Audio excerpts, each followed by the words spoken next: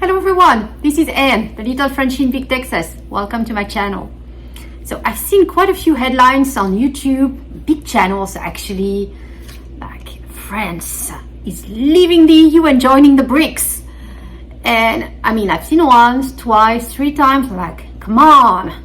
So I wanted to come on here to just give you another perspective, not just scaring people up, reading headlines in the newspapers, but better understand what's behind it and why Macron indeed went to China. He did.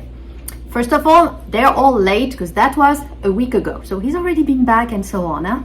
But yes, he did go to China. It was an official state visit. And it happens, it's not the first time. Usually French president, and Macron has been in the past, they go with a plane full of French CEO from the big companies to sell French products, technology, and so on. I mean, usually it's very commercial. And this time, it wasn't solely commercial. Because he did go with some of the CEO of the French companies, including, I don't know if he was on the plane, but I saw also Airbus is opening a new factory in China, selling the French technology and so on. Airbus, so manufacturing of the airplanes, we already have one factory in China. China is a huge market. They are buying Airbus planes. So given there's a high demand, they actually are opening up a second line in the same factory, which is in Tianjin.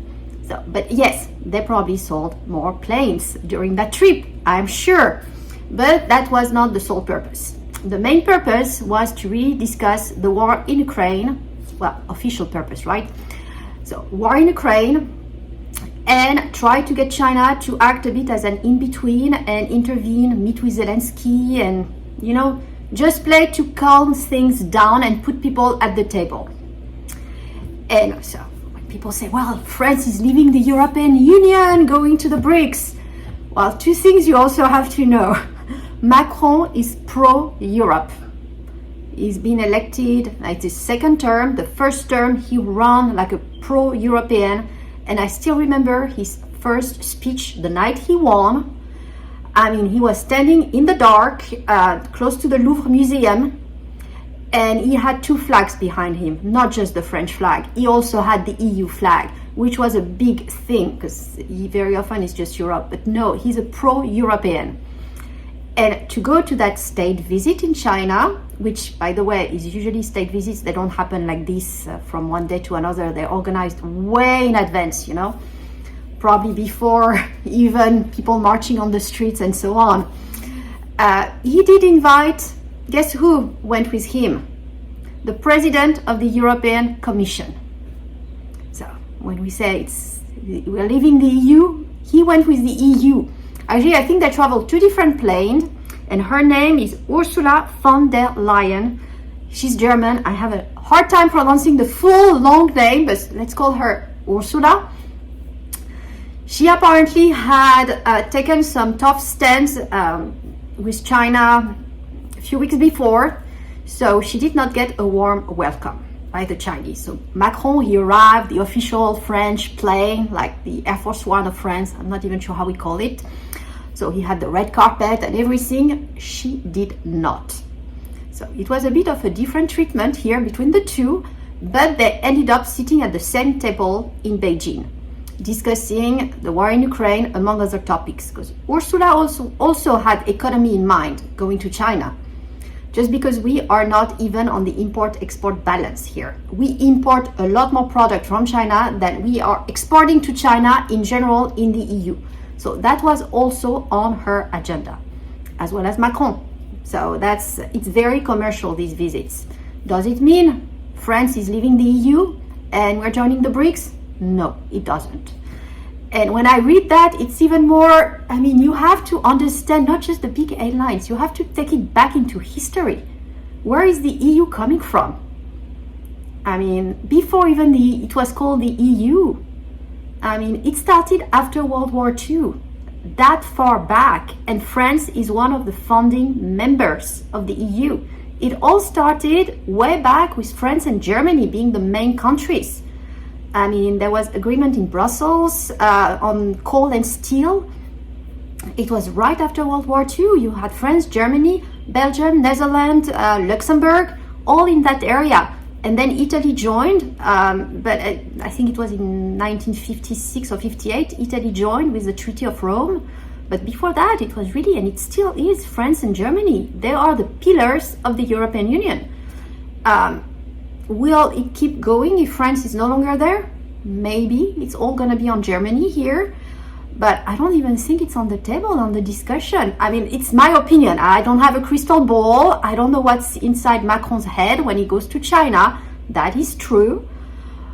But it's, when you look at it back into history, I mean, EU is a lot more than just Euro. I mean, it's open of all the borders. There's a lot behind it, and a lot of history. So you have to put it back into the past, you know, and understand as well. And understand Macron, because he's a pro-EU guy. He's, look at also his background, Macron, which is interesting. Because, I mean, I have to say the timing of his visit is also interesting. They are very much planned ahead, the state visits, and I don't know how long ahead, if it's 6 months, 4 months, I don't know. But that one was probably planned way ahead. China is a biggie, especially getting all these CEOs and so on. It's not a small visit, so it was probably way back. And since then, I mean, he left France in chaos, which is true because there were still people marching on the street, including yesterday and including today, because the retirement reform was sitting at the equivalent of the French Supreme Court, and they just took a decision today. Actually, it was expected today, and they delivered their decision and they actually approved it. They approved the reform. There are still some they still have to rule on because people are asking for a vote, a national vote, and there's been an application for a vote that has been set, and I think they have until May 3rd or 5th to give their final say on that vote. But so far they gave a green light on the French reform. So during that time it was just sitting there. So Macron, I mean, he was waiting pretty much on the reform. But yes, you still had people on the streets, you still had issues with the trash not collected. I mean, all that good stuff still going on, the fuel not being delivered. I think we're down to maybe 25% of the stations that are not refilled and lacking fuel right now in France, but it's still happening. But yeah, if it was planned way ahead, it's China, it's a biggie, so he went. What also is interesting is taking into the economical perspective here and what's going on, in particular with the US, and the talk about France trading in Chinese currency with China. Also understand Macron. That person, I mean, highly intelligent, much younger than other presidents, including the one here. So well educated. Initially he studied philosophy, and then he went into economy. He was an economist. So he worked in past governments, socialist governments, as a finance economy minister. That's his topic. And when he worked for the private sector, he worked as a banker. And not for any bank. He worked for one of the most famous bank and historical bank in the world. He worked for Rothschild. So, or Rothschild, whatever, however you want to pronounce it. But just to give you some perspective of the person as well, he's very well connected and he knows what's going on. So maybe indeed the trip to China was not that innocent. It's very possible, very, very. But it doesn't mean that France is leaving the EU and joining the BRICS. So just to give you a tiny bit of background, history, context, and understanding also about the person.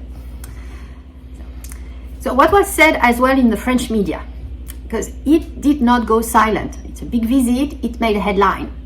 Macron in Canton, he went down spoke at the university. A lot of very well selected students who were totally bilingual, speaking in almost perfect French, asking him very polite and prepared questions. But he did all that. He did his philosophical speech about the youth and how we need to think with our head.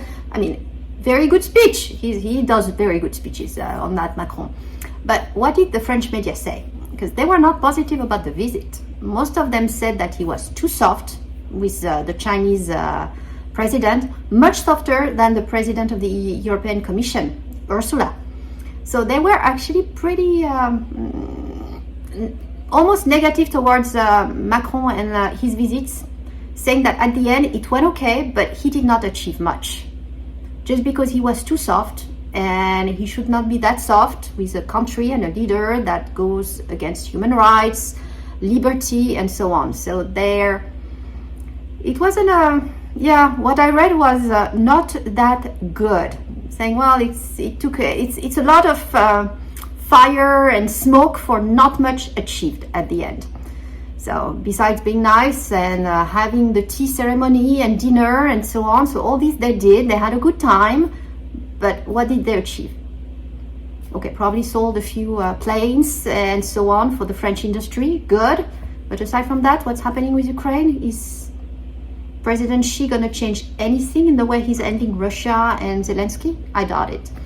So the goal was, the number one item on the agenda.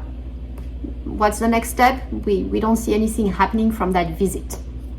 So just also something to keep in mind is the way it was received on the French side. So in these articles here, we're talking about mitigated stand after the visit, and even talking about a political diplomatic failure in terms of image for the French president, right now standing with President Xi. And what was also very much criticized on the French side is what Macron said on Taiwan, and the fact that he wanted to distance himself and not follow the US move to defend Taiwan and stay pretty much neutral. So that was very welcome by the Chinese, of course, but not that much by the French. As always, take these big channels, even if they've got 300,000 subscribers, take it into perspective. They love to have flashy headlines, with like something going into flame, it's going to be the disaster tomorrow. Well, it might not be tomorrow, and might not be such a disaster, but it might as well. It's hard to predict the future right now, but just do your own research and listen to just more than just one person telling you something that at the end doesn't make that much sense. So I hope you found my perspective useful. I tried to share. As always, it's just my perspective. Do your own research. And as my friends, two old people on the couch, Mark and Debbie would say, great channel, actually check them out. Do your own research and be prepared. Thank you all for watching.